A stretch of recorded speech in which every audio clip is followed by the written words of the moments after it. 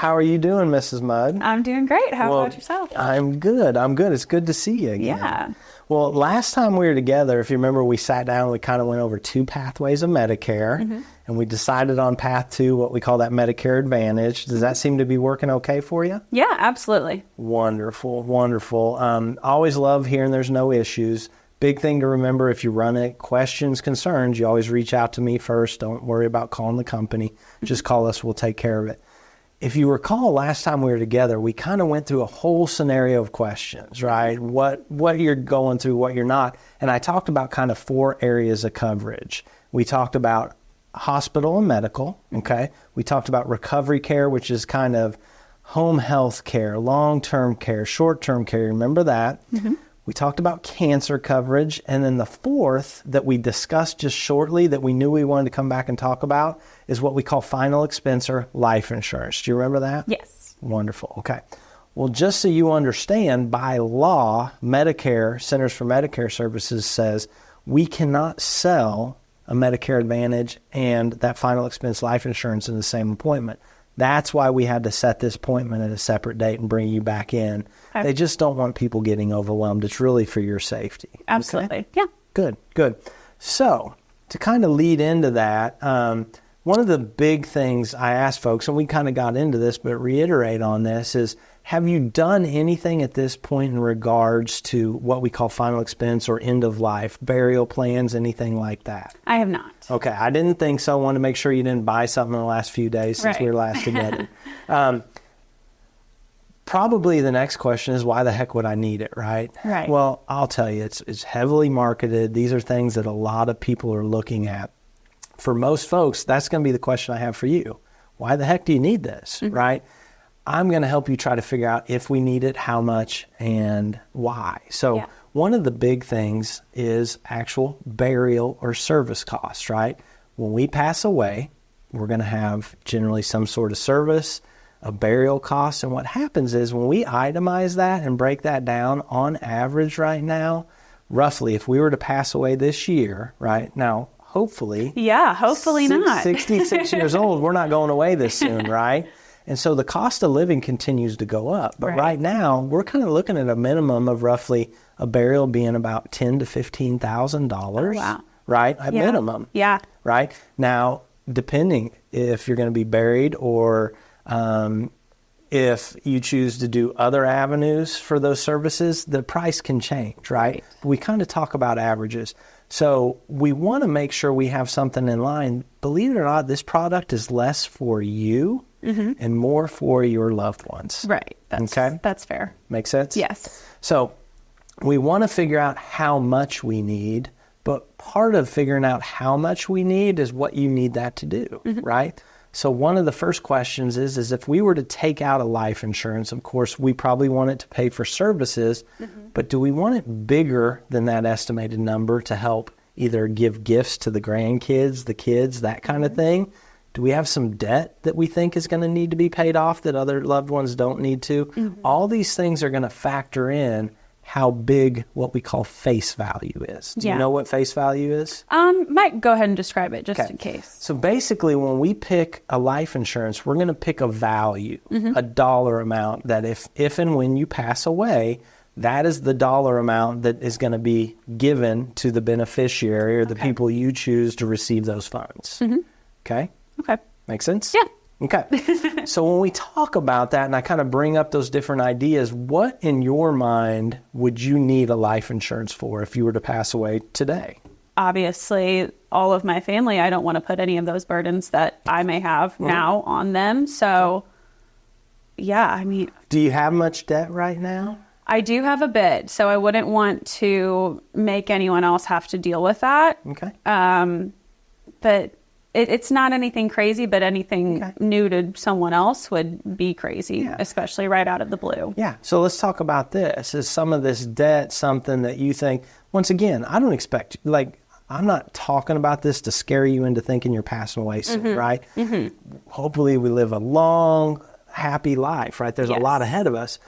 Do you feel like this is debt that you're going to be able to continue to pay down in the near future? Or is this something you feel like is going to kind of hang over you for some time? I don't think it would hang over me, but again, like you said, we're thinking Okay. if this happened tomorrow. So Wonderful. probably wouldn't want to risk that. Okay. And then any interest in the kids, the grandkids leaving kind of a gift, or is that one of those? Most of my clients, a lot of my folks go, no, look, I've raised good kids. They've got it squared away. Right. It's okay. Right? They don't need it. They don't expect it. I've got others that even as little as it is, there's something about this gift of, look, I was able to give each grandkid $250, right? It doesn't have to be grandiose. It's kind of that statement. Yeah. But some people are interested, some aren't. I think that would be good to look into for sure. Okay, good. So what I'd like to do now, if you're okay with it, is kind of talk to you about 3 kind of levels of insurance. Okay. And then I'm going to talk about the products we're probably going to be looking at. Okay. So generally when we talk about life insurance, we're talking about term policies, whole life policies, or universal life. Now there's all sorts of caveats in that we can talk about. What we're talking about today is a pretty straightforward, simple or underwritten product that we call final expense, and that falls under the whole life category. Okay. Do you understand the difference between a term, a whole life, and a universal life? I don't think I do. Okay. I don't think I've heard of them before. The good news is I'm going to concentrate mainly on the whole because that's where I want to, at our age, right? Look, you're really healthy. I think you're young. You probably run circles around a lot of my clients. But in reality, when we look at these insurance companies, what happens is there's a point in our life when we're young, we're term insurance. And basically what that means is it's only good for a certain amount of years, right? 10-year, 20-year, based on when you start it. And usually you can get a much larger face value for a lot less premium, okay?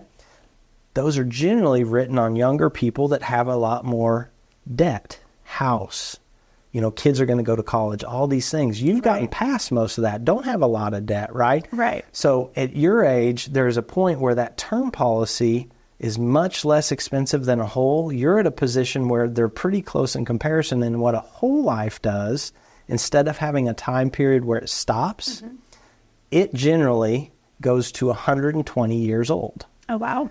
A whole life. And the easiest way to explain that is you're not going to outlive it. Yeah. Right. And that's not me being mean. No, I don't At think I 121, I don't think you're going to want to be here. Right. I don't think that's a great quality of life. Yeah. But the reality is they put that 120 because they can't make it absolute. There may be a day and age. But so as long as you don't live to be 121, right? But the issue or the benefit of a whole life is the premiums will never go up. So whatever premium or amount you pay per month you get right now, we're guaranteed till 120 years. Awesome. Okay? So that is our safest avenue for folks in this kind of demographic because it's the one that's guaranteed. Yes. The other thing a whole life does that a term policy does not, it gains value. So as you invest into it, there is actually value of that policy that if necessary, I never suggest this, if you ever had to borrow against it, you could as it gains value. So if you had an emergency, that kind of thing, a term is not going to do that. Okay. Now, a universal life falls somewhere in between those. It's tied to the market. It's all these other risks. I still don't think that's a great avenue for you. Okay. So if you're comfortable, what I'd like to do is kind of talk about some of these whole life policies, final expense, to kind of take the risk off the table of what you said was end of life expenses, services, right? Hopefully leave a gift to the grandkids, right? And then even if we can, maybe come out even on debt. Yeah. Does that make sense? Yeah, I think that would be great. So we talked a little bit about debt. Roughly how much do you owe right now in the debt you consider? About 30,000. Okay, so 30,000, and we expect to kind of pay off towards that. I think we can write this safely, right, without building in an extra 30,000. I think you're probably going to get that debt paid down. But what we're looking at is roughly, 10 to 15,000 in burial, a little extra gift. I would say probably roughly that $30,000 face amount is the minimum of where we want to start. Yeah. Does that sound fair? Yeah, absolutely. Okay. So what we're going to do is we're going to look at some of our main products, right? And we're going to just get a quote for that. They're pretty much set in stone at that point. We'll have to go through some underwriting, but then we should be able to get you written into a plan and have this into effect as soon as first premium goes through. I think that sounds great.